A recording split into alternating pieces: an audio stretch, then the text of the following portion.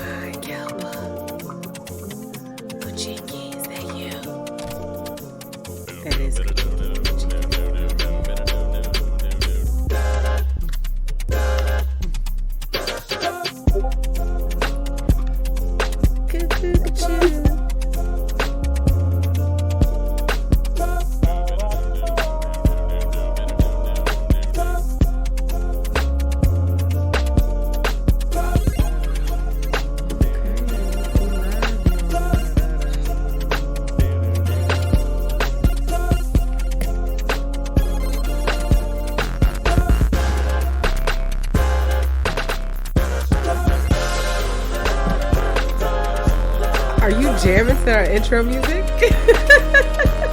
No. Oh, that's what it. Yo, you're on beat. Why are you on beat, Kelba? The black in me. So, Cheeky, we can't hear you, so I can't tell if you're talking to us or not. But it shows that you're talking, but nobody. Yeah, we're live, but I haven't changed the scene yet because I can't see you. Yeah, I'm on the page. I see it. I hear it. Ooh, you went live would be me. But I don't see you in Zay. I don't see Kuchiki. Yeah, right now I have my camera on real quick. You have your camera off when we're supposed to be live right now, is what you're saying. This is her channel, fool. Oh, I thought you said turn it down. I'm about to say, how are we supposed to see the conversation?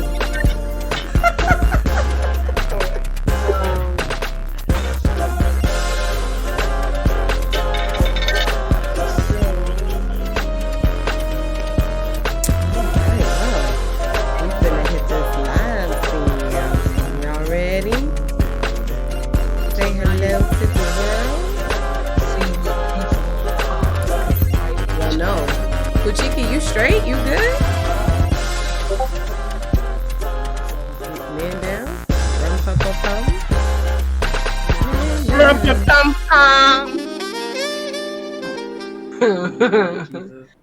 Take the wheel. Alright. Kuchiki, yes, we're live, but we don't know why we can't see you yet. You haven't connected since you clicked the button.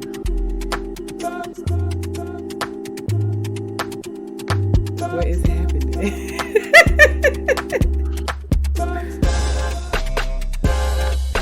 Kuchiki, you wanna back out and come back in? You wanna leave and come back?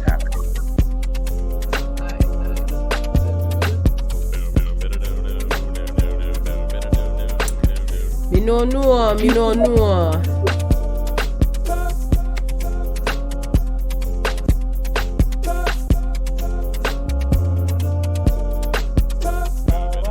digging that shirt, Jax.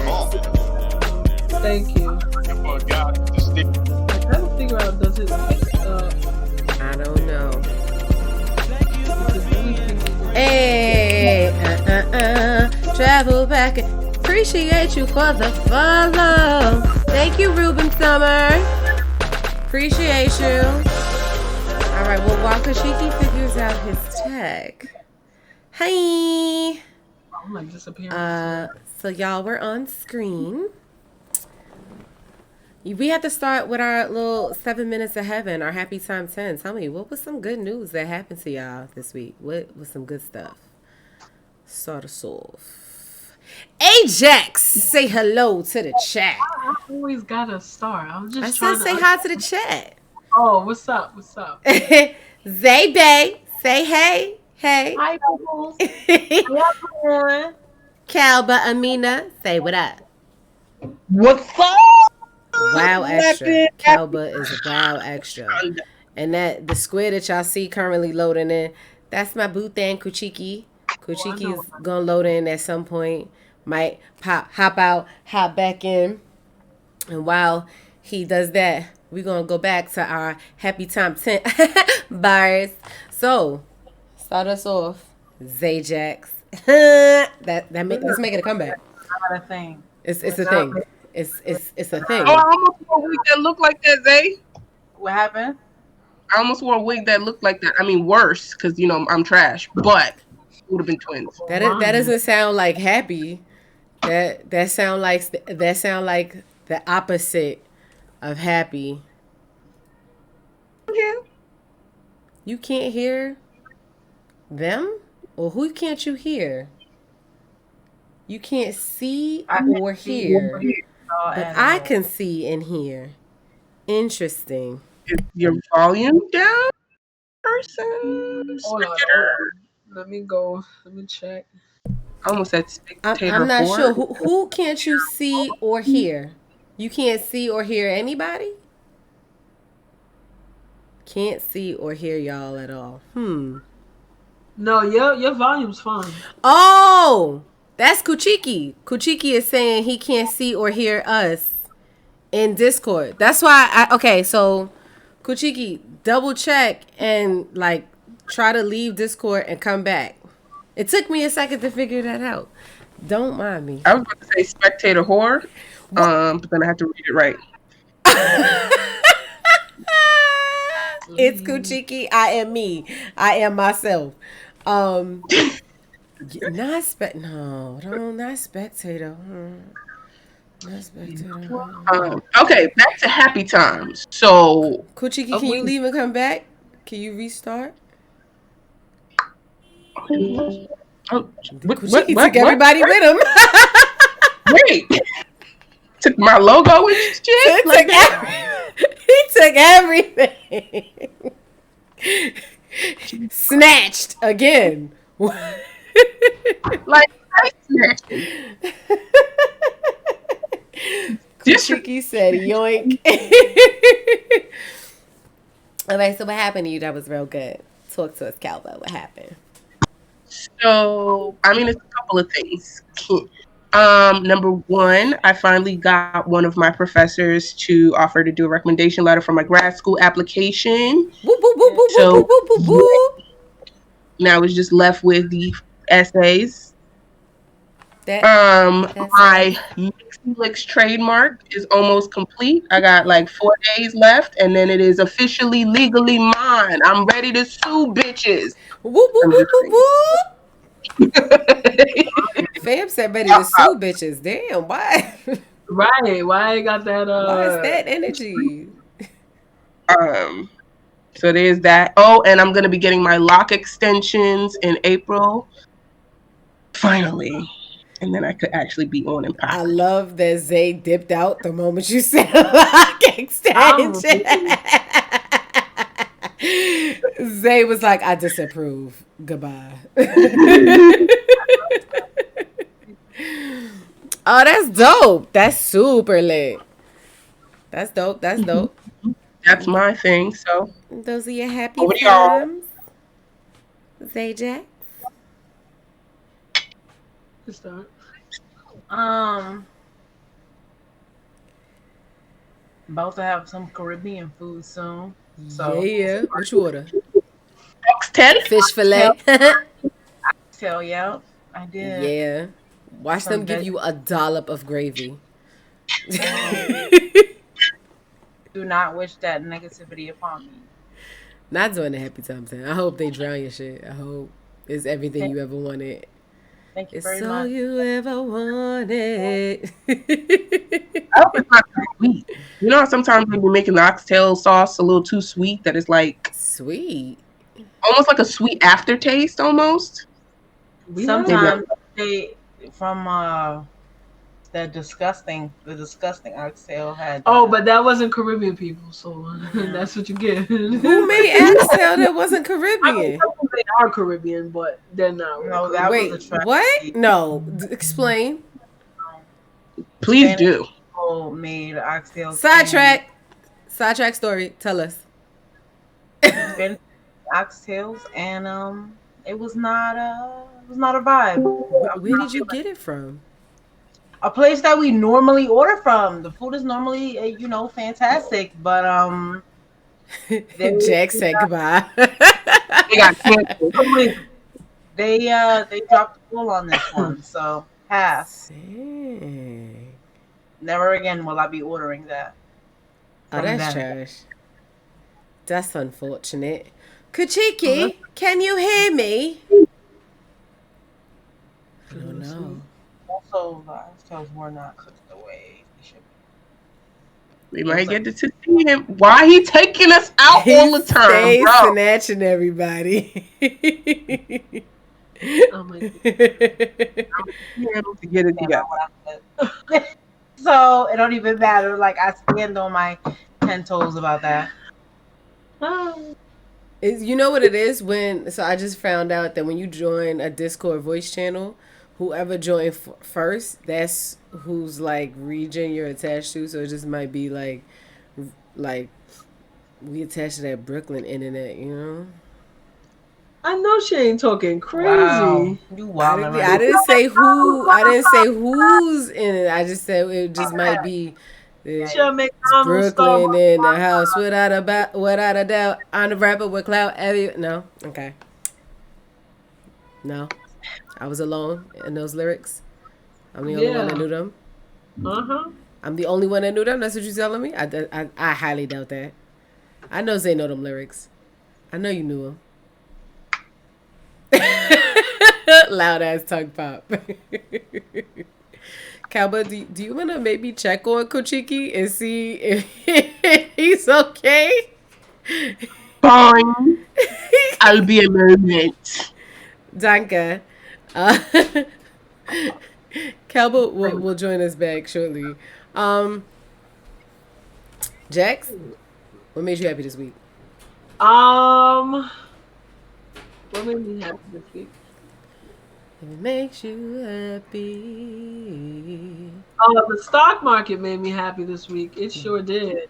Did It's it? down for everybody else, but if you know how to play it, you can make money when it goes down. So Okay.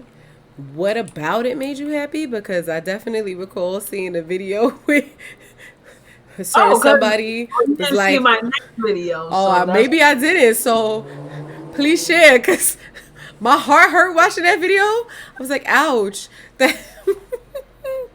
That's only one of the two. There's another one that's like that. But yeah, so I just made my money back. You know, Like made extra or like just broke even. I made a little bit extra because the market is going crazy right now and not in a good going crazy. So yeah. Okay. So yeah, that Hey, welcome to the channel. All right, let's see. What made me happy this week? Dag, I knew my turn was coming and I still didn't think of anything. You don't want. Oh, I tell you exactly what made me happy this week, and because I just watched it like 3 times in a row. The WandaVision season finale. That made me happy.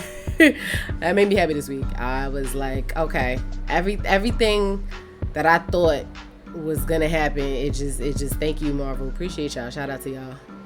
Y'all made me a very, very happy camper. That made me happy this week.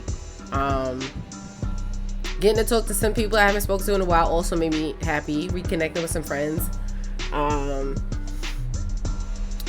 just reconnecting with folks. That definitely always makes me happy. I had a really good conversation with my sister yesterday too, so that also brought some joy to my life.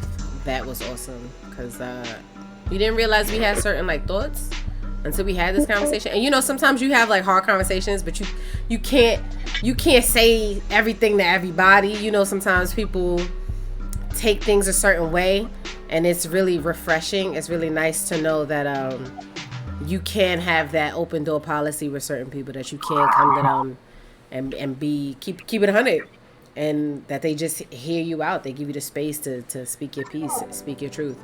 So that's dope. All right, you ready to get into this this topic? Cause Texas and Mississippi out here wild in these streets, and it just had me. It just had me. Oh, Kuchiki! All right, here we go. What just happened? And we disappeared. I'm just not.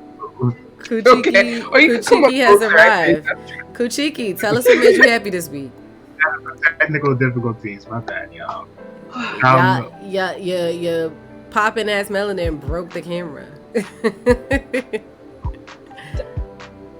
Where we Yeah. at? Needy right Y'all legit are frozen on my screen. I just want y'all to know. Oh, We hear At you. least here. Y'all are just here. frozen. Okay. We just gonna settle for that because at this point, listen, I hope it's a good face. For Kuchiki, yes. Kelba, I don't know if you. I don't know. I don't know. Because we're not fitting the gym.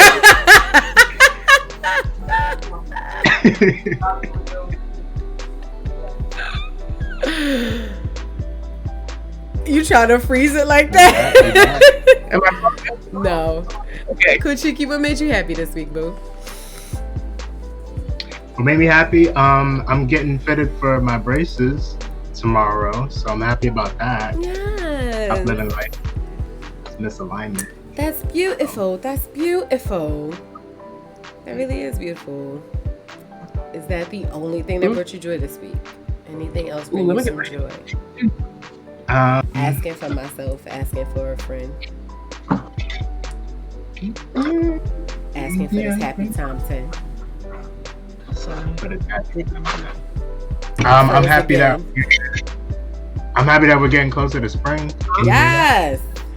I'm happy that winter is about to be. Super happy Oh, for good that. Lord Jesus! Super happy for that. Yes. Okay. Hey, Zajax. Oh my God! wow. Y'all Yes.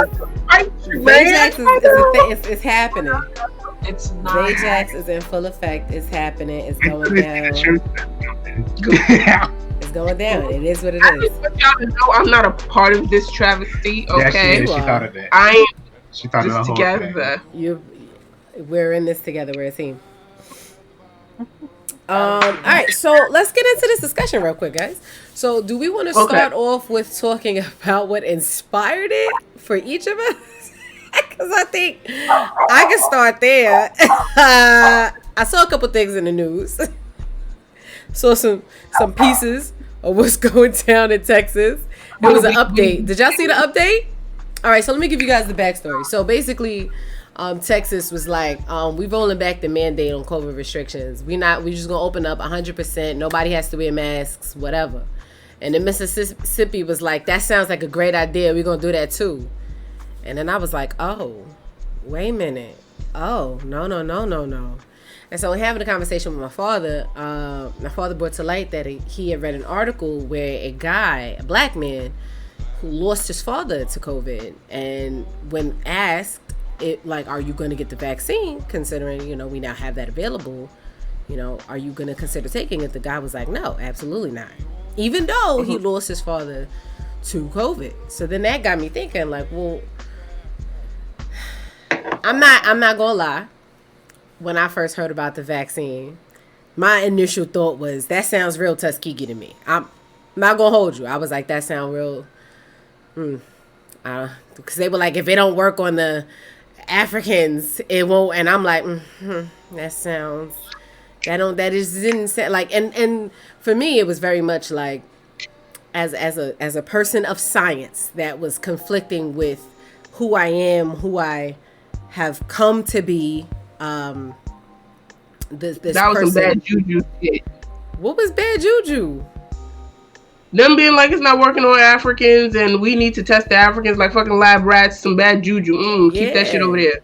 Yeah. So for me, when these two incidences came up, it got me thinking, like, is it because Texas, Mississippi, South predominantly, it's us down there that are likely like, no, we're not taking this, and then hearing about that article also got me thinking, how much of my identity is the reason I say no to this vaccine, or Seth was saying no, and how much of my science brain can override that. Like, so I had a bunch of questions. That's what led me to this topic. I'm not gonna ask anyone to share. I'm gonna let somebody volunteer, since Zajack's always saying I'm picking on them, even though they blurry now, so they should get picked on. And she straightens it out. I hate you. She like, you thought. It'd be acting up if it was too far. Kuchiki Kalba, do you have any special ties to this topic yourselves? Well, I have special ties to like the medicine of it all, and then with vaccination. So I am pro-vaccine. Okay, I am not an anti-vaxxer at all. I believe. Give me the shot so I got to deal with it later. Okay. Got you. What? Okay. When it comes to medicine as a whole, not even just talking about vaccines, Black bodies have historically been the testing ground for a lot of current medicine, and a lot of the achievements that have happened over the years have been at the cost of Black bodies, from medicine for fertility to medicine for pain and to syphilis. Like, we have been historically just abused. So I am not a science person. I didn't have that conflict, but I have that conflict when it comes to, say, like my parents and making sure that they're safe. There's this part of me that wants my parents, because my father's 75, diabetic with pre-existing lung and heart issues. And then I have my mother who's 65 and has high blood pressure. So the person who believes in vaccines in me is like, get the vaccination, you bitches, because y'all will die if you get the vaccine. I mean, if you get COVID. And Freudian slip. You will die if you get COVID, especially because I have little sisters that go in and out of the house where my father is, and I'm just like, he should get the vaccine. But then the African part of me comes out, and I'm like, he'd be the first one to die if this was some like testing on Black bodies.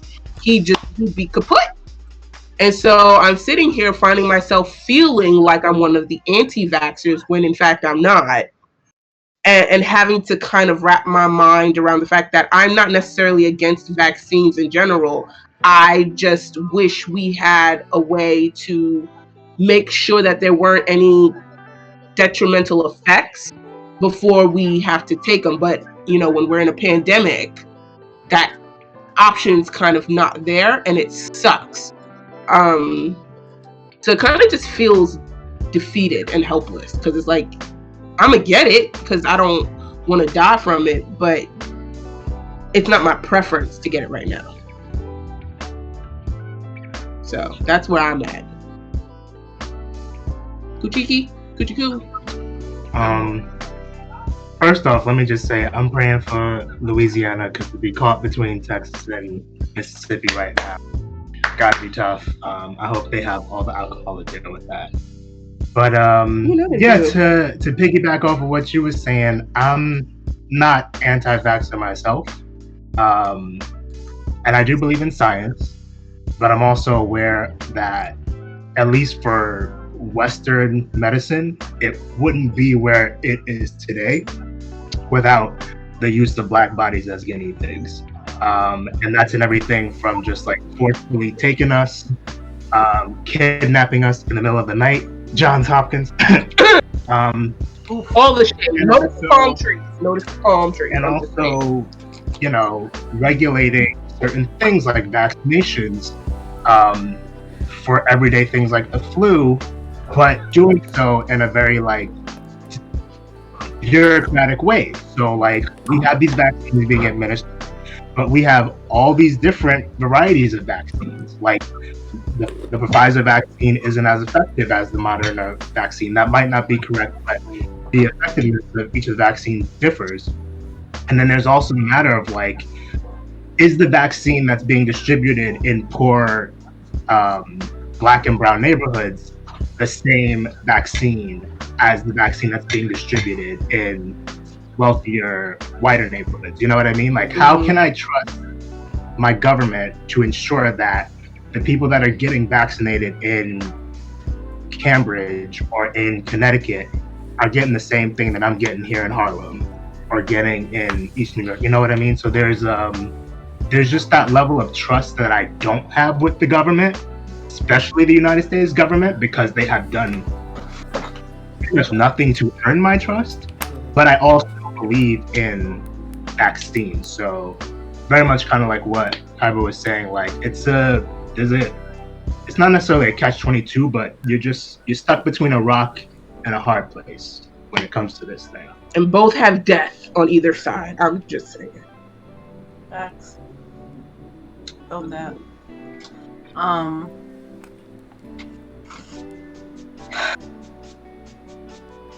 Talking about health, this makes me a little gloomy, but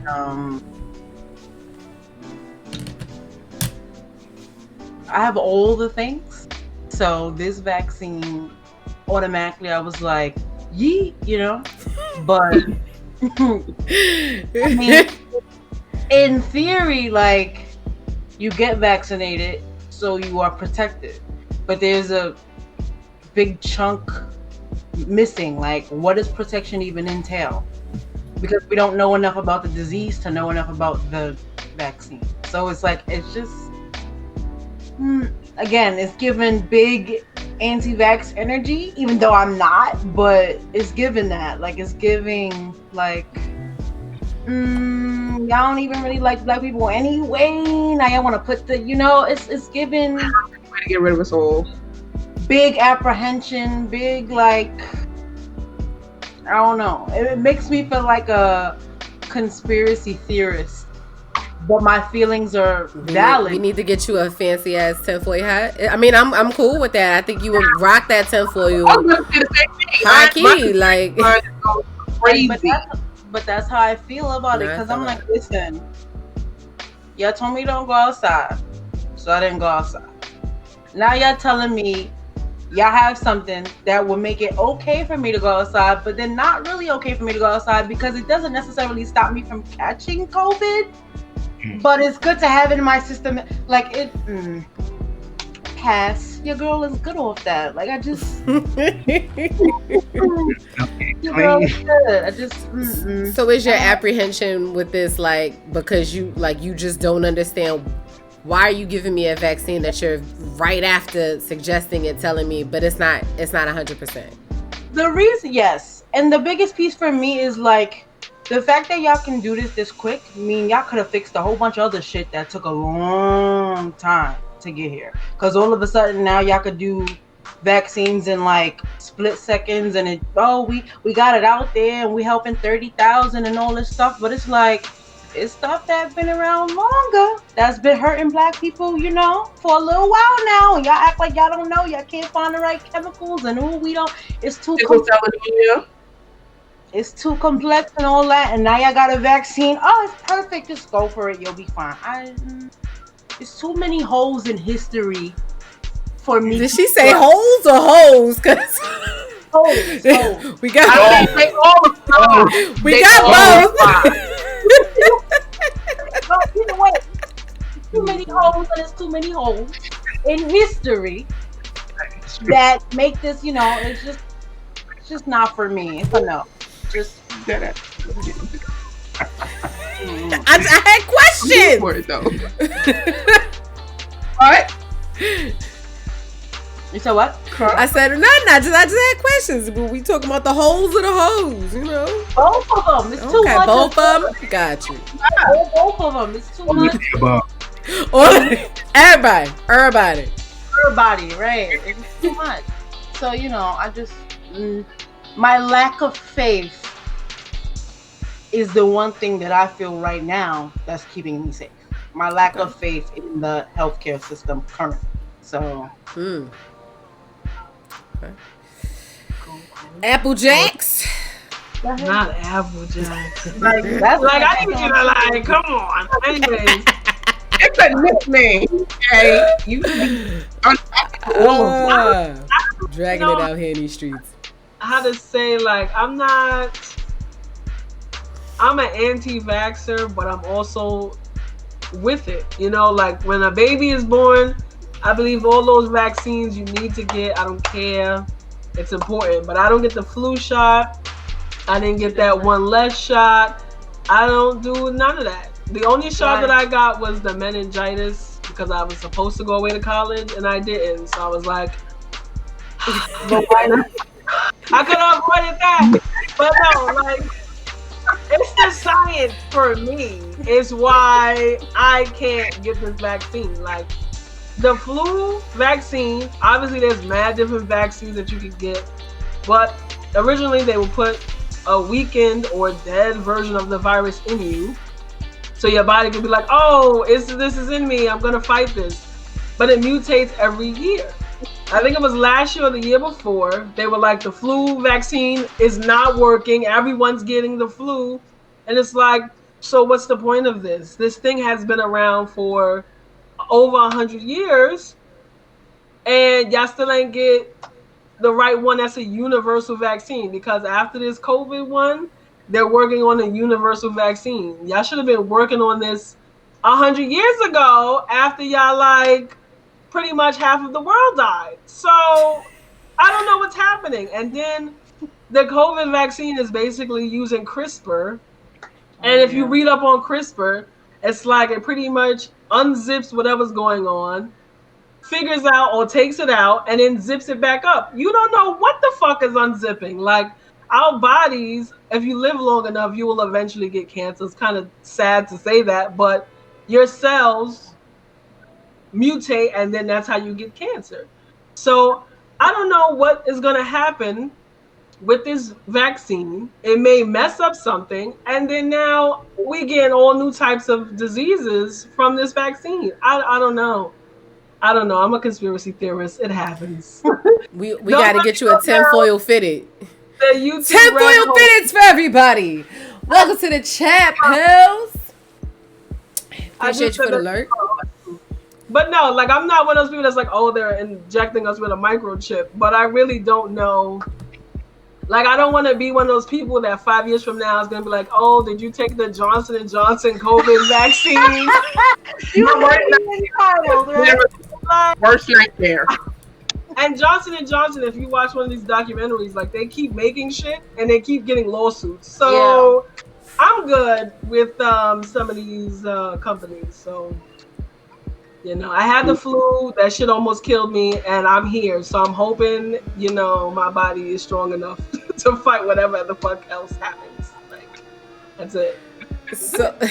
So for you, you're like, you don't believe in the vaccine because you don't believe in this science behind it. It's the unknown of what can happen from this vaccine. It's the unknown for you. It's the science unknown. Yep. Got you. And just going off of what I was about to say, Ajax, what Ajax just said, like, the vaccine might be effective, but like, history has shown us that, like, the priority or the main reason for, like, distributing this stuff is not necessarily about protecting people. It's not necessarily about their health. It's 9 times out of 10 a financial reason. You know, Johnson & Johnson can go on dishing out these lawsuits because they have the money to keep people in litigation. And they're going to continue to have the money because, you know what? These hospitals are going to pay them because they charge us $110 to take an ambulance ride down the block. Like, $110, $600, bro. $600. It's just circular. Ambulance. Minimum. I literally, like, and like in relation to that, I literally saw a meme the other day where somebody was like, the ambulance is not your personal taxi to the hospital, and somebody else was like, well, then what the fuck is it? And then another person was like, I literally take actual Ubers to the hospital to avoid the fees associated with an ambulance. And it's just like, is this our healthcare system?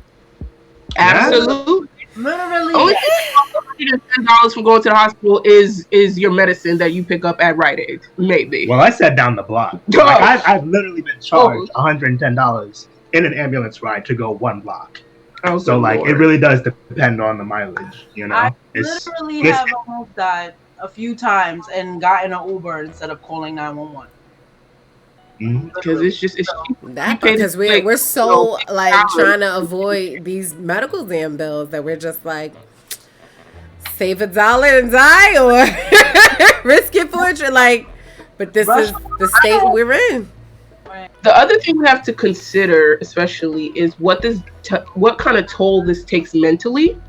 Just because, first of all, you have COVID that put us in certain spaces for a prolonged amount of time. Our schedules all changed. I know I've gained weight, habits I used to have, I don't have anymore.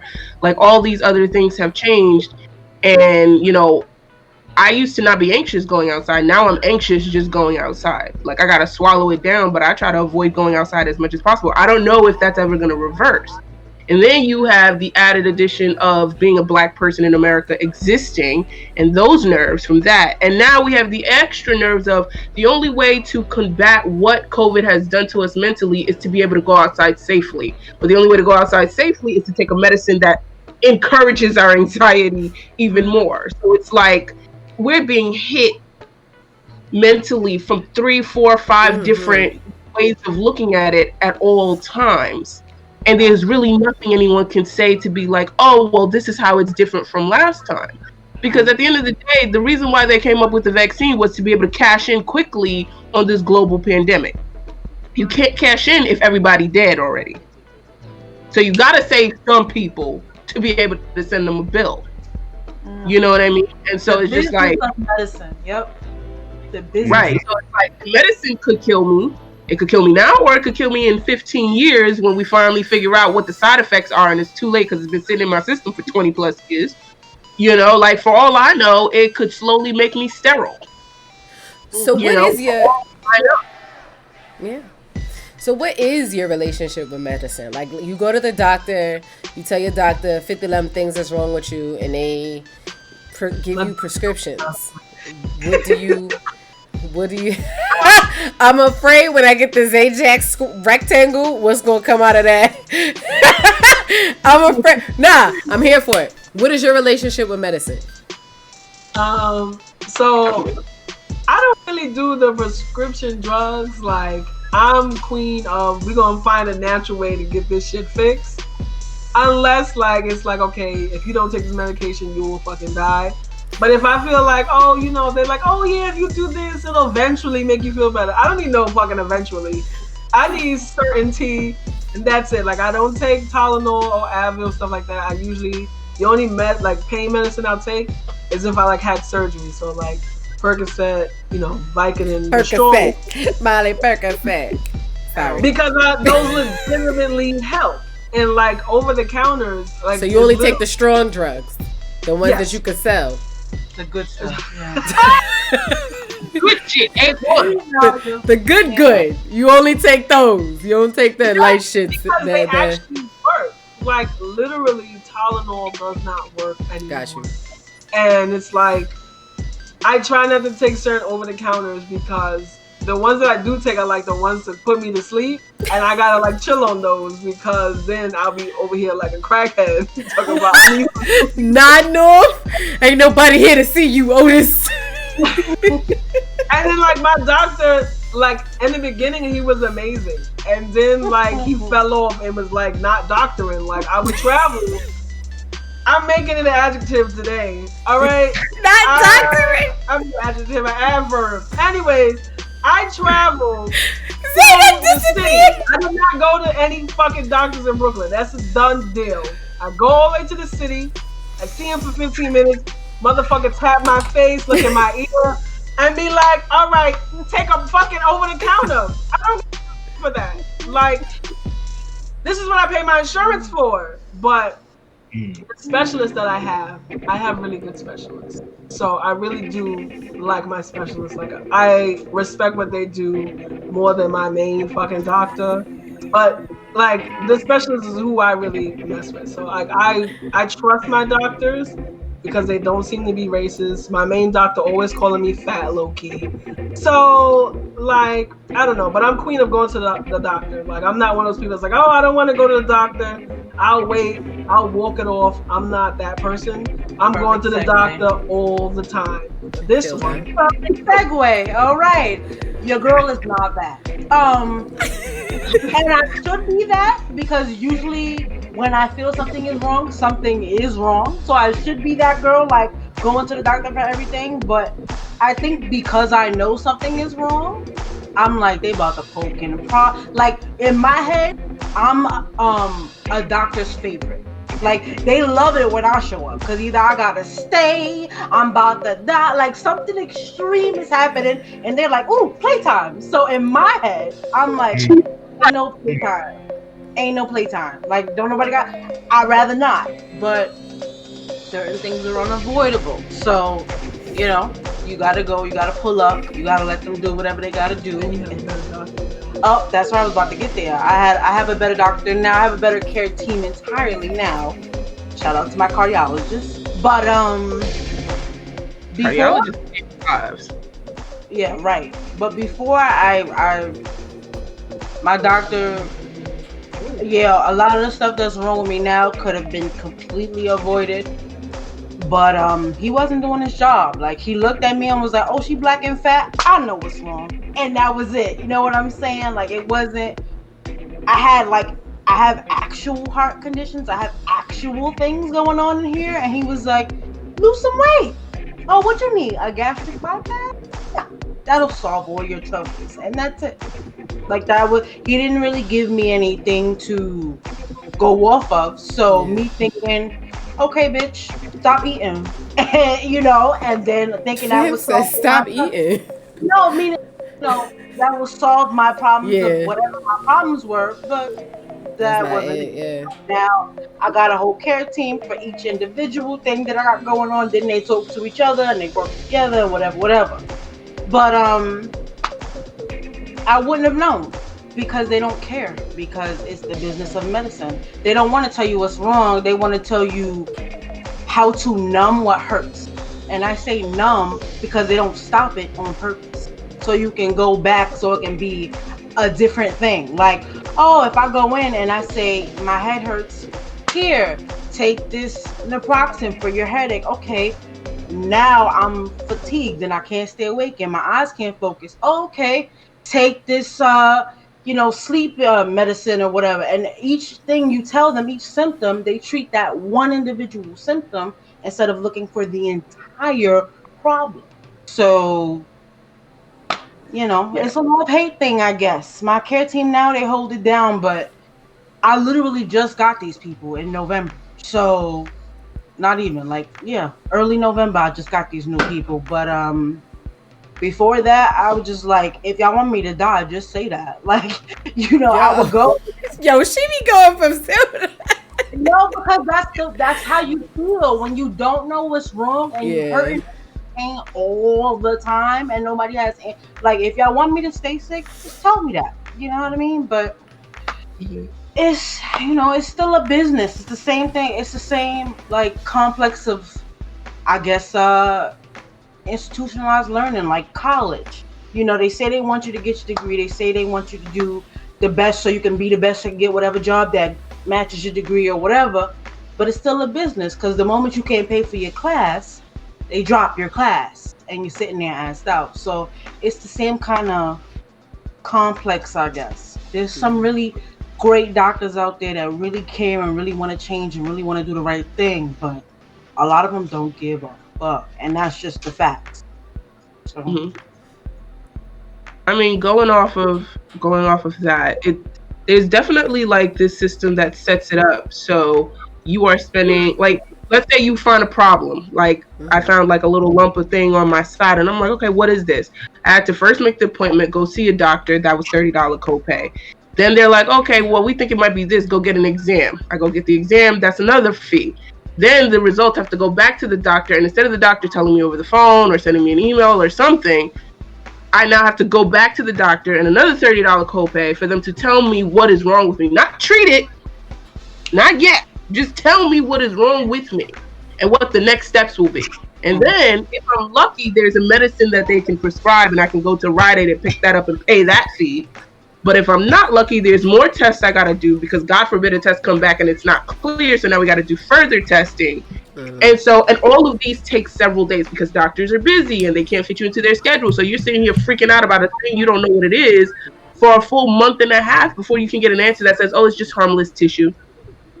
things like that. It's not funny, but It's really not because it's like, yo, because I would be just like you, like freaking out. Right, and it's like I just now spent $120 for you to tell me, oh, you're fine. And then there have been Charmin in my times where bag. I've been in the hospital. There have been times where I've been in the hospital, or my father has had diabetes for a couple of years Appreciate you, now. Platinum. He went to the hospital. First of all, he was on a ton of medicines and getting all these side effects, and no one could tell him why. So I was like, Dad, just make a chart with all your medicine, all the dosage, and bring it to one doctor. The doctor finds out that the medicine one doctor prescribed and the medicine another one did was causing an interaction that was very dangerous. And I'm just like, but isn't the first question a doctor asks you is what medication are you on? So how come they didn't clock that, oh, okay, I shouldn't prescribe him this? Because they don't fucking care. And unless you advocate for yourself, you got to be that bitch in the hospital and that bitch in the doctor's office, because they will forget, they will skim. It happens all the time in the hospital. I can't tell you how many times I've been, or my father's been, or when I'm going with my sister, and the same doctor will come and ask you a question. 5 minutes later, another doctor will come and ask you the same 5-7 questions. And they'll be there with the paper and pen writing it down. Oh, I'm going to put it in the chart. Third doctor comes, asks the same question. Did you not look at the chart? Where is this chart that y'all reference? Why are y'all writing this note? Because apparently nobody. Right. Or there'll be times where, like my sister, she has, asthma, she can't talk. They're asking her 50 million questions, so I'm answering and she's nodding yes as I'm correct, and she's like, well, I have to hear from her. She can't breathe. What the? Do you not see her? Okay. All right. Because this is how we go. Or, my father, they had to give him medicine when he was in the hospital, timed to a certain degree based on his blood pressure that they take every hour. One nurse came, took his blood pressure, didn't put into the records. So another one came with the wrong blood pressure, was about to give him medicine to bring it down. And it's like, wait, that's not his blood pressure anymore. But had I not advocated and been tracking what they're doing, they would have gave him medicine and made it worse, because his sugar had dropped too low too quickly. So I'm just like, you guys are supposed to be keeping track and monitoring him. And if I wasn't here taking off of work to hover like a soccer mom, y'all would have killed my dad by accident and then covered that shit up. You know what I mean? And so it's just like, I see that repeatedly where, I had someone trying to find my left ovary, and they literally discharged me without ever finding my left ovary. Like, if they check their medical records right now, they cannot acknowledge that they found my left ovary. How do you discharge me when I'm having pain in my left side due to my IUD, but you can't find my left ovary and you think it's okay to discharge me? How does that work? You know what I mean? So it's just like, I hate hospitals. That's my relationship with medicine. I hate hospitals. I hate the doctors in them, because each person who talks to you for 5 minutes is going to send you a separate bill for like $200-$300. So one hospital visit for maybe like 2 hours, 3 doctors come see you, you now have to pay $1,500 for that one visit. And so sometimes I don't want to go to the doctor because I just cleared my credit card. I done cleared my debt, and I just hospital bill. I'm more worried about her credit. And then, She's like, look, but this credit score though. Right. It's like, now we got to value our credit score and all of that against our actual medical needs, because that's what it comes down to. I can't go to the hospital and just throw down 5 months worth of rent for some doctor to not find my left ovary. It'd be cheaper to fly to Mexico. Right. And being there at this point. Like, honestly, it's cheaper to die. Like, not even trying to be, it's cheaper to die. Not anymore, not with these COVID restrictions. Not even as going long to as you're getting cremated, because the funeral industry is a whole nother. Right, that's a different ball game. But listen, put your girls in a Pringles can, make sure it's cool it. Water. I'm good. Cheddar but it gotta flavor, okay? That's it. In the desert. I want to be a tree pod, y'all. So make a tree out of me. Thank you. Like, it's so bad that it's really like choosing between paying rent and going to the hospital to get something checked out. It's just, at this point, the way our system is set up, it's set up for the emergency. And you honestly, you can monitor shit until it's too late. because to monitor is to spend more money. But then to get the major surgery because you waited too long, it's just as much money. So it's the fuck, you know? And I was gonna say, piggybacking off of that, honestly, even if we took the monetary struggles out of it, the emotional toll dealing with the hospital, dealing with the uncertainties and the talk to this doctor and go here and do this and do that, that by itself is enough to have you like, I'm good.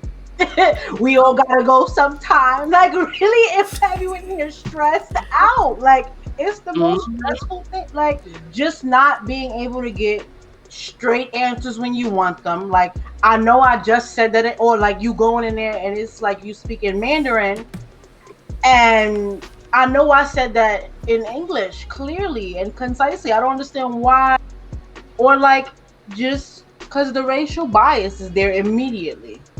It's pertinent to assume for them that we are lying about our own bodies, about our own habits, about our own day-to-day life. It's like, is it true? Did she really do that? Like, you don't know how many times people are talking to me and then they look at Asia to confirm what I just said. So I'm like, I mean, me too. I mean, she know me or whatever, but like, or whatever.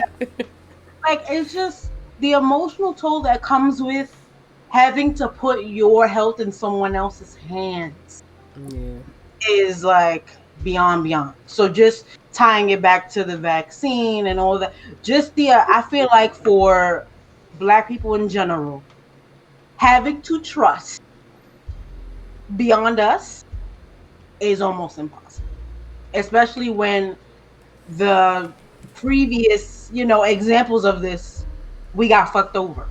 So just in general, and we're still getting fucked over because they believe that we feel pain less. You got doctors who have studied science and inherently believe that my pain, if I say it's at a level 10, it's more like a level 5 in their brain. So they'll hold back on the medication I actually need or whatever because they don't believe what I am telling them about my own body. And then you have Black mothers dying at an unnatural rate trying to give birth in a hospital, because they're all C-section happy or like trying to rip your area down to your anus to allow you to give birth. And it's like, that's not always necessary, but they're so damn knife happy that they don't care the kind of extra strain that it puts on us. I can't remember what the story was, but there was a woman who gave birth in a hospital, and because the doctors were neglectful of her, even when she advocated that something is wrong, her husband advocated that she lost her life. She never even got to hold her own newborn and now he went to court to sue them because she warned them. She said something was wrong and they didn't take her at her word, and it cost her life. And this happens to Black women all the time. I actually lost a really good friend that way. So go ahead. I was gonna say, if you look at the history of gynecology, that alone, like almost all the experiments on Black women, Black slaves, and it's like they weren't using anesthesia, they weren't knocking anybody out, they were just going to town on women who were literally awake and had to deal with that pain. So it's like, I don't know if that's like, if there's just like this mental cognitive thing that got passed down, but like across the board in the health industry, like Black women have it the worst. They say now that if you are telling the doctor like, this is what you're feeling, and they're saying, no, it's not that like you're supposed to say, okay, I want you to write down in the medical records that you are refusing to to look into what I'm saying. Like, they tell you now to actually do that because of how neglectful these guys are. Yeah, I will never forget. It was like one of my very first asthma attacks. I had asthma attack at Eastside, and it was really funny watching my boss try to call my sister because in my phone she saved this petty penny. So he calling and he like penny. That was really cute, but I'm also like, fam, I'm dying, help. So he's calling. We got the ambulance. The EMTs get there, and I am explaining to them. I'm like, I can't breathe, And they're like, oh, you're having a panic attack. I'm like, no, I know what a panic attack feels like. I have those frequently. This is not that. And they're like, no. Trust us. It's that. Trust me. It's not that. It's not that. I get to the hospital, the doctor check, and he's like, yo, your airways are really restricted. Like, you almost died. But listening to the EMTs, I'm just panicking. Like, you were going to leave me at work to die because you thought you knew me better than me. Like, you couldn't even spell my name, but you know me better than me. And I'm just, the ludicrous idea that a person can tell you how they are feeling and you have the caucasity to tell them that's not what you feel. And let's be real, it's usually the white ones. Because in that instance, you're really trying to like, no, sweetie, don't yo, fam.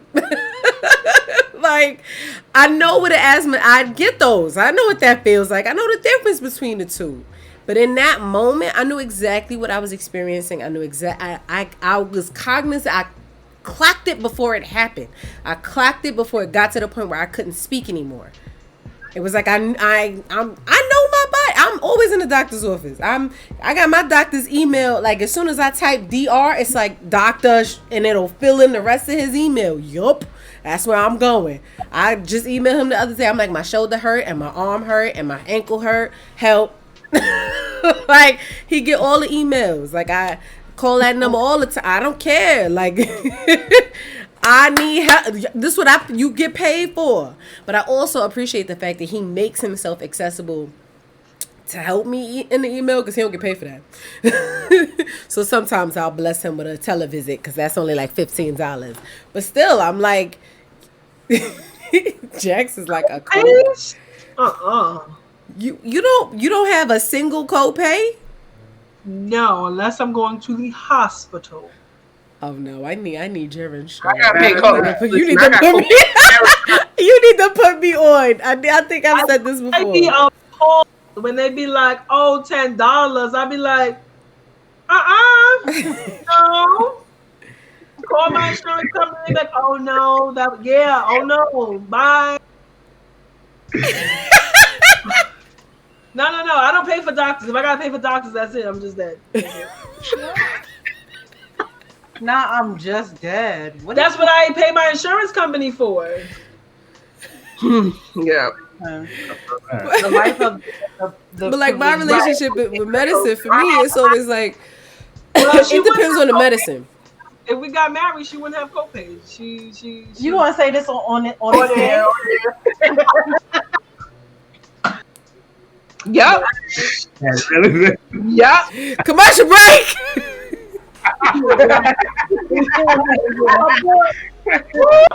Mission, please. Ajax left the chat.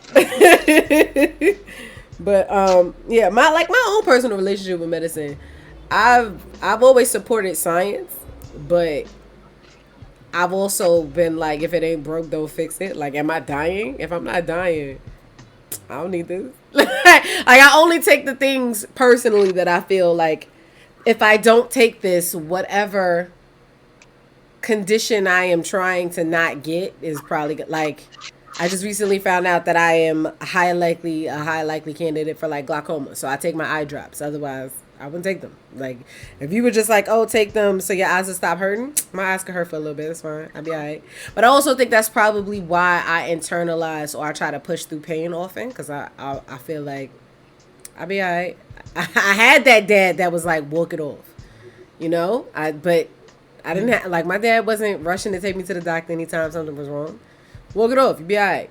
So I'm realizing now that I carry a lot of that over. But I also know my body well enough to know, like, nah, you can't walk this off. Like with my shoulder. I was like, all right, well, let it chill for like a week. If in a week it's not well, then I'll go back. And then, like, in a week, I still couldn't do this. So I was like, all right, doc. I tried. I went a whole week, and I was like, rest. And my shoulder was like, so. So now I'm here. And then, but I also like that my doctor doesn't always try to throw drugs at me. He'll be like, try some magnesium, try getting like a little rub, get some Tiger Balm. Like, he tries to offer suggestions that aren't necessarily like prescriptions that I have to like pump into my body. a vitamin or something else that my body actually needs anyway. Like he's always like, what should vitamin D? Take a vitamin D, a vitamin C, drink some orange juice. He's always trying to find other ways to help me that doesn't involve him writing a prescription. Welcome to the chat, Heart Tickle. Appreciate the lurk.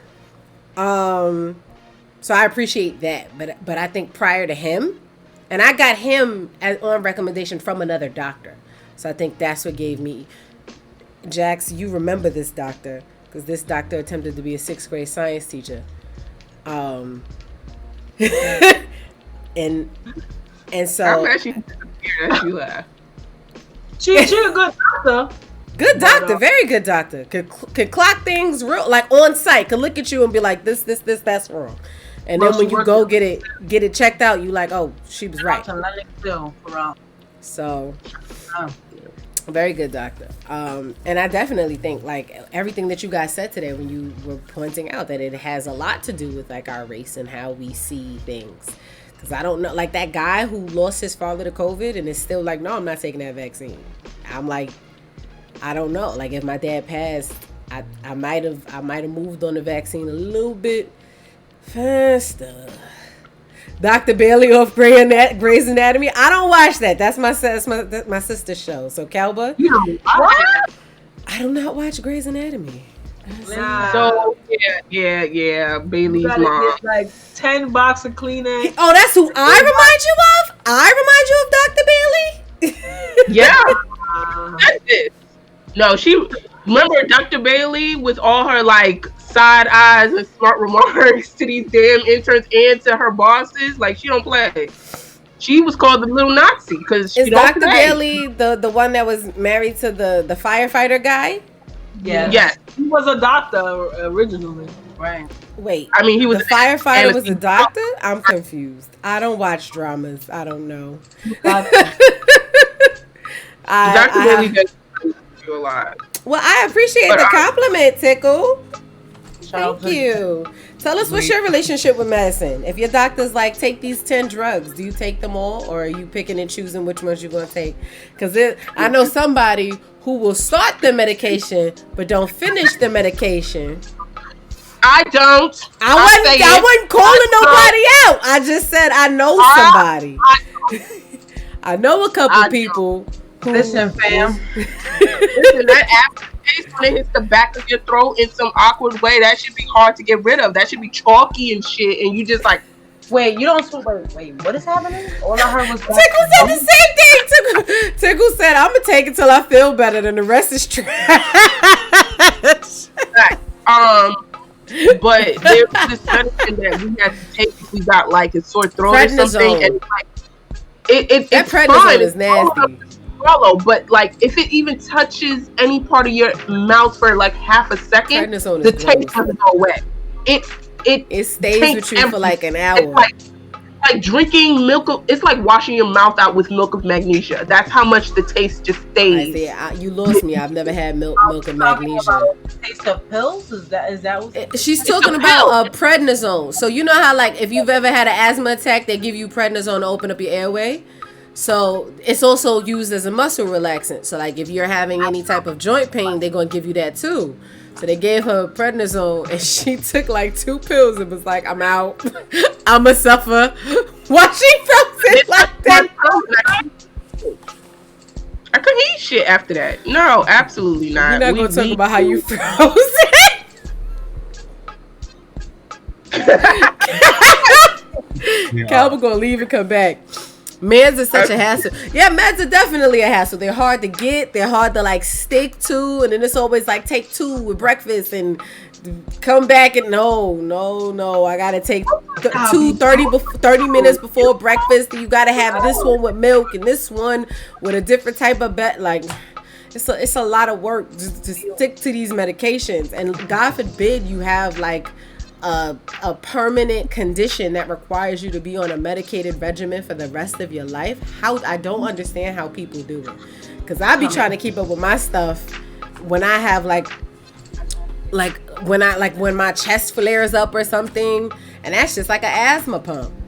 I hate the asthma. I had to get a whole spacer for mine because I'm like, look, I don't think I'm using this asthma pump right, because I'll be using it and I still can't breathe. So this was really gross. This tastes like liquid sugar. Um, they put the whole vat of sugar in that. Oh no. I think I just got it. Oh god. I No, mean, that's too much. some good pieces of advice, I guess we could Yeah. say is, at least for hospitals, number one, refuse any intern that's coming to talk to you. Let them go get their boss, because the intern is going to come, ask you questions, write it down, and then tell you verbatim, well, let me go check with my attending and we'll get back to you. And then they come with their attending. The attending asks you the exact same preguntas. Look at her practicing her Spanish. Okay. Zay, we about to have a 3-way conversation soon. And then the intern is just standing there. But when you get the bill, the intern has charged you $100 and something, and the doctor. But you get charged for the intern too? Yes, every single person that comes and sees you, it doesn't matter how long or what. The moment not the intern. they charge you, the intern charges you, the resident charges you, the attending charges you, the person doing the exam. The resident and attending are not the same person? No. So I gotta watch Grey's Anatomy to figure out who's who. The intern is the one who just came out of med school. They're the one doing all the scut. So they're the initial people that you see and you tell your symptom to in the light blue scrubs, and they don't really know, but they're just taking all the notes. That's the intern. The residents have some practice, dealing with certain it's clicking conditions. now. Yes. The residents, so you're like, I'm in school, I finished, but now I'm moving on to the next level.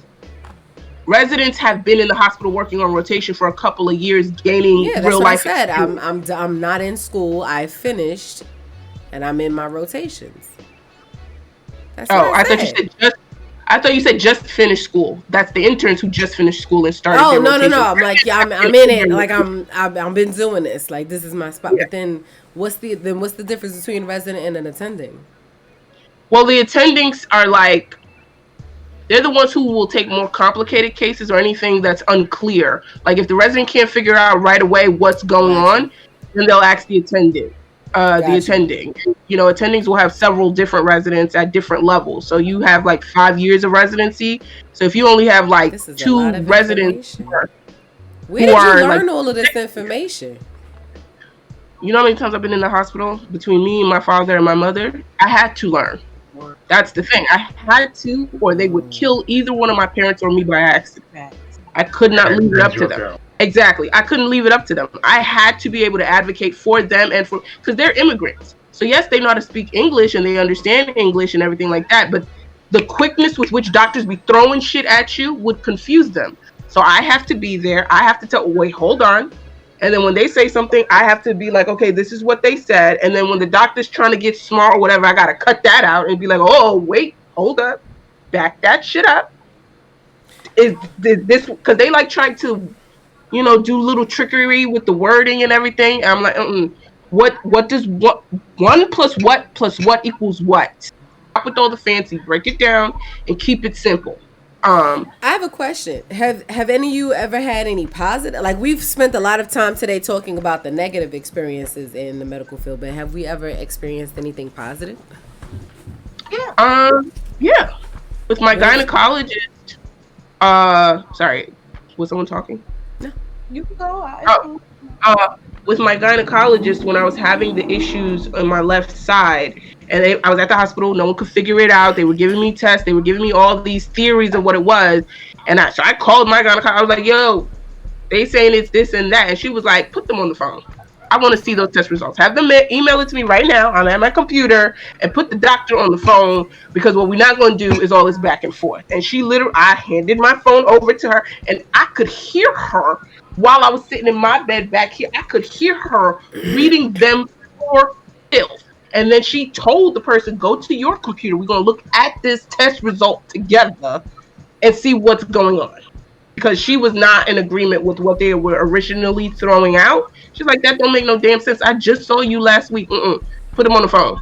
And I was like, oh, okay. It was the first time I didn't have to advocate for myself. She did all the work. Dr. Simon Sheldon built my body from the ground up. I love this man. I will love him till the day I die. Because you know what? Uh there was a lot of doctors back in the early 90s that told my mother I wasn't going to make it past 4. I wasn't supposed to speak. I wasn't supposed to be able to do nothing. I was supposed to have. Oh, y'all probably don't know because I'm sitting down. But for those who don't know in the stream, I was born with cerebral palsy. So my mother was given all these gruesome final dates and all this stuff or whatever. And so we moved around and we chased these doctors, the best of the best, all you could find. And oh, don't try, don't try, don't try. Till we bumped into Dr. Simon Sheldon. He was like, "You can speak, little girl?" And I said, "Yes, sir." He said, "All right, watch you walk then," and chop me and fix me and put things and did things. And I stood up for the first time, and that was it. And That's beautiful. I don't think anybody, like, as far as like my cerebral palsy goes, nobody has cut into me but him. No one. I don't even probably now they would make me guess somebody different because he's retired, Lito. But And he little now. oh, fun fact, Asia and I had the same doctor. We had the same doctor, we had the same brace guy. Guys, they were twins. And Well, that is coincidence Yeah. of a lifetime. yeah, it's actually really eerie when you think about it because we have different things going on. But yeah, he was a great man. He was always had such integrity. He never let anybody tell him what he couldn't do for a patient. And I feel like that was the beauty in who he was because he saw a lot of like black kids and sick kids and it was always like, oh well, she gonna die anyway, or she not ever gonna be able to walk anyway, so why are you wasting your time? But that never stopped him. That I can say that's one of the highlights of being in the hospital wheel, I guess you would call it. Like always knowing somebody's by their first and last name in a hospital. That's the highlight of that. So yeah. Go ahead, love. What else? Jax Fuchiki, positive experiences with the medical profession. Oh, There she go. my eyes. No, that eyes. From junior year to like my second year of college, every time I went to the eye doctor, my vision just kept getting worse. I even went to the eye and ear infirmary on 2nd Avenue. No one could tell me anything. And I'm like, I know I'm fucking going blind. Someone needs to know something. My college was having, the optometry students were needed like, guinea pigs. So I was like, fuck it, I'll go. That sounds real Tuskegee to me. They learn it. Why not? It doesn't hurt. I go in, the chick sees me and she's like, oh no, there's something really wrong. I think my professor needs to check this out. The professor comes, she's like, oh no, you might have keratoconus. And I'm like, I finally have a name to what the fuck is going on. What is that, babe? Oh, it's when your corneas don't have the round shape. It's shaped like a football, or it's drooping. It progresses over time up until you're like 35. So hopefully it doesn't rip. But she recommended me to the SUNY Optometry on 42nd Street and Bryant Park, and Dr. Duchnowski. That is my favorite doctor of all times. She gave me my first contacts, and after 6 years, I was like able to see the world. And it was like, I legit cried in the doctor's office. I'm not one of those punk bitches. Yes, you are. But like legit, like I started tearing up, and then as soon as I went outside to Bryant Park, like I could dead ass see the leaves. Like it was high definition. It was like 4K. She said I could see. Like almost cried my fucking contact out because She gave you 4K contact lenses. I'm telling you, they're not made out of like the film that everyone else like you can squeeze and roll. They're glass contacts. So it was just like that. But you praying that they don't rip, but you got glass in your eyes? No, her cornea, like she's The praying it contacts doesn't- have yeah. to be rigid in order to push the cornea up. Yeah. If it's thin, Oh, I'm terrified for you, but I'm happy and scared for you at the same time. Speaking of which, I think I see her next Saturday. So I'll be able to see when we in this podcast right you now. can see clearly now the rain is gone. Chilling without my color. But yeah, that was my positive experience. That's dope as fuck. Kuchiki? Yeah, no, I don't have any positive experiences like that. Which I'm actually I'm thankful because I haven't had to go to the hospital like that. Oh, okay. Okay. I will say the difference to me is that like I've had better experiences when my health insurance has been top notch versus when my health insurance was trash. And I'll give you the most recent example is when I had the concussion. I went to a hospital that I hadn't been to since I was 16 years old, and during intake, nobody actually bothered to ask me for any updates. They just assumed that I still had no insurance, which was the reason why nobody treated me for like 5 hours and nobody paid attention to me because they honestly thought that I was just like probably a drug addict coming in. 5 hours with a concussion? What? 5 hours. Yeah, and it wasn't until a doctor, I guess, during the shift change, like noticed that I was still there. My mom was still there with me. And asked, and a nurse came and like they checked my insurance and did everything and updated it, and then it was like, let's get you treated. And I've seen like the specialists that I've been to since then, like they've wanted to put me in programs, and it's honestly like it's all like the best of the best, but it's like this isn't about me. This is about my insurance paying, and it's like, you know, because this happened like during COVID, so I'm like, you know what? Times are kind of hard right now. Times are very, very stressful. So I understand like specialists that would normally be seeing people on a normal basis aren't doing that because everybody's staying home. So I get like wanting to give me the top-notch treatment. I mean, they wanted to put me up in a homeboy said that it was a hospital, but it was like he was like, oh, they've got like a 60-inch TV and you'll be there for 3 days and it'll be like being in a hotel room. And while that experience might sound great, all I can do is compare it to like, okay, what about if I didn't have this insurance? Would I even be getting offered this type of treatment? Not at all. I wouldn't. I know I wouldn't. And I think about the people that aren't getting offered that treatment, and I'm just like, it's not meant to be fair. It's just the way that the system is. This is capitalism. So to answer your question, even though it's super long-winded, like I have had good experiences going to the hospital. I'm thankful that like every time I've left, it's been like the situation has been resolved. But like, no, I don't associate it as like a good memory, to be honest. I don't. I feel that. That is Not to, but it's like, I mean, like it's great that you haven't had to go as often as unfortunately we have to like have the experience of like consistent crappy medical attention, to have something where you get like good attention. You're like, oh yes, thank the heavens. But that is something to pay attention to. Like sometimes it's not your color, sometimes it's that card, that insurance card, not the black card, the insurance one. I will say, like, for me, a positive experience was I kept getting a chest infection and I didn't know why. Had a really bad cough. It was terrible. I didn't know why I couldn't breathe all the time. I was suffering. And I kept going to the doctor and they kept giving me antibiotics because they were like laryngitis, bronchitis, all the itises. And I went to the ENT because I'm like, yo, I can't breathe at this point. I can't even breathe. I know I'm sick, but I'm so sick I can't breathe. Can you like force my nose open? And I went to him and he's like, why didn't no one send you to me sooner? You have sinusitis. If we'd have stopped this would have stopped.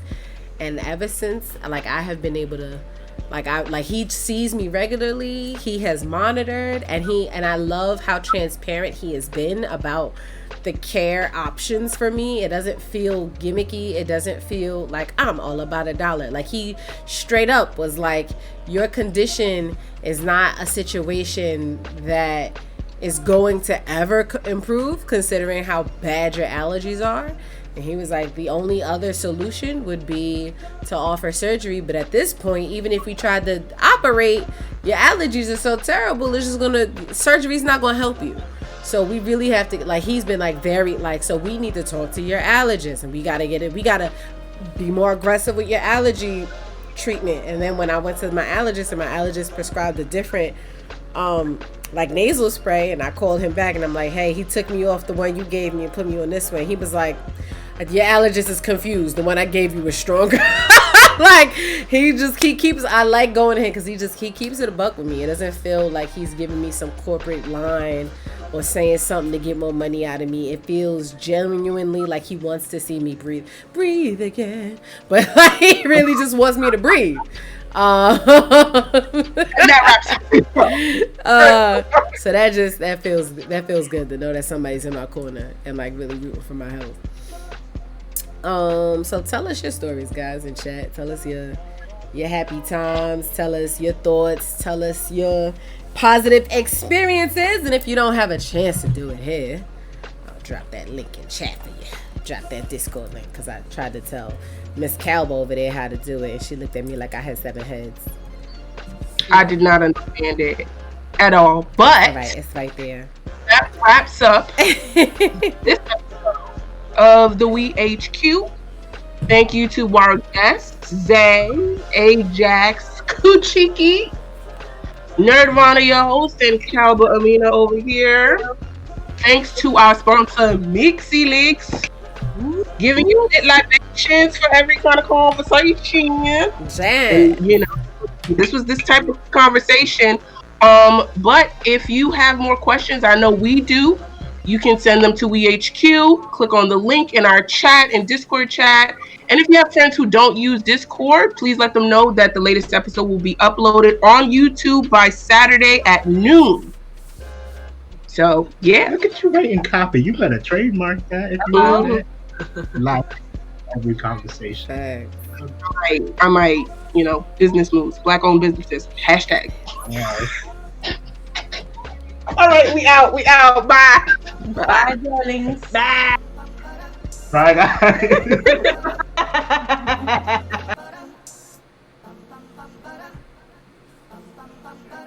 Bum bum bum bum bum.